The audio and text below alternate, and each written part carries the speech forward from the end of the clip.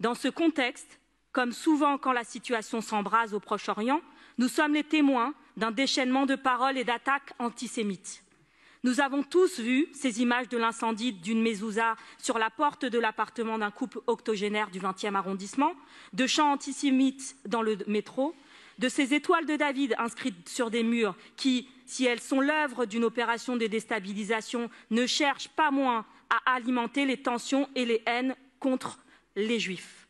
Depuis le 7 octobre, c'est ainsi 1159 actes antisémites qui ont été dénombrés en France, selon le ministère de l'Intérieur, et 257 incidents à Paris, selon la préfecture de police. L'antisémitisme a une longue histoire dans notre pays. La bête immonde se réinvoque sans cesse.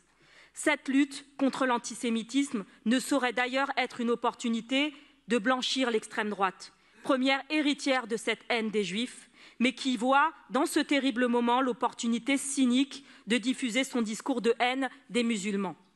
La ville de Paris doit prolonger et amplifier le travail nécessaire de mobilisation pour investir le débat public et dépasser les mentalités haineuses.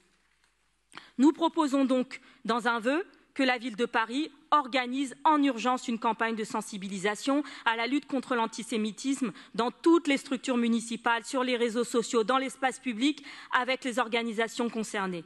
Nous devons agir plus particulièrement auprès des jeunes parisiennes et parisiens. Nous souhaitons donc également que la ville interpelle l'État pour mener des actions dans les écoles et dans l'enseignement supérieur.